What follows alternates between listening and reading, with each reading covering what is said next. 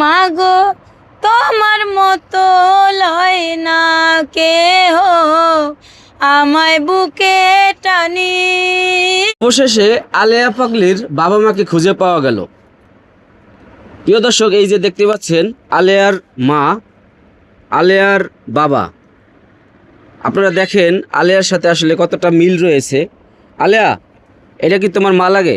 হ্যাঁ আমার মা। সত্য? হ্যাঁ। তোমার মার নাম কি? রিনা। রিনা। তো এতদিন পর তোমার মাকে খুঁজে পেলে, চিনলা কেমনে? আমার মার আমি চিনি না। চেনো? হ্যাঁ। আচ্ছা, এইটা কি আপনার মেয়ে? সত্য কথা বলবেন। সত্যি? সত্যি। হারাইছে কতদিন আগে? 1 বছর আগে। 1 বছর হয়ে গেছে। তো যেহেতু আমরা 7 মাস ধরে তাকে চিনি, তো নিয়ামুল ভাই, এখন যে এই যে আলেয়ার বাবা মার কাছে নিয়ে আসছেন, এখন কি করণীয় আছে বলেন?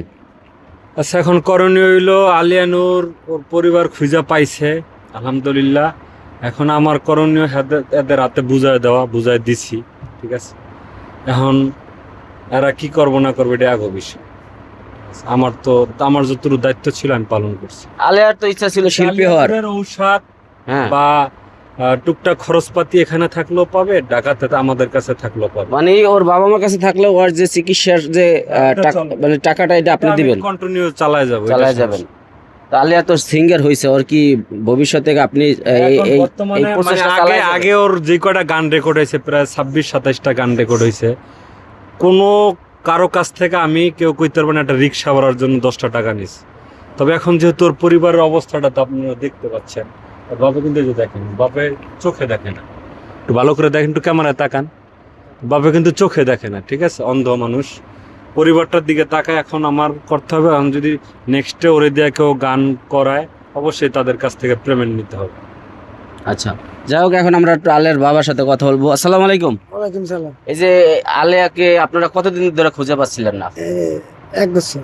1 বছর। তো ওর কি মানসিকভাবে এমনি সমস্যা আছে নাকি? হ্যাঁ, এরকম সমস্যাটা আছে। হালকা পাতলা সমস্যা ছিল? হ্যাঁ। তো ও কি গান ছোটকাল থেকেই গান গাইতো? ও স্কুলের পড়ার তো গান গাইতো। আচ্ছা, তো এখন মেয়েকে খুঁজে পাওয়া কি মানে কতটা খুশি হলেন? আমি আল্লাহর কাছে লাখ লাখ শুকর। হ্যাঁ, আল্লাহর কাছে লাখ লাখ শুকর। যাই হোক, এখন কি মেয়েকে রেখে দেবেন আপনার কাছে? হ্যাঁ। 1 বছর পর সন্তানকে খুঁজে পেয়েছে, অবশ্যই বাবা মার কাছে রাখবে।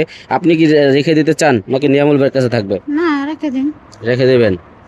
তো যে আপনার মেয়ে তো এখন সিঙ্গার হয়ে গেছে, কতটা খুশি হয়েছেন? হারায় যাওয়া তো লাভ হয়েছে।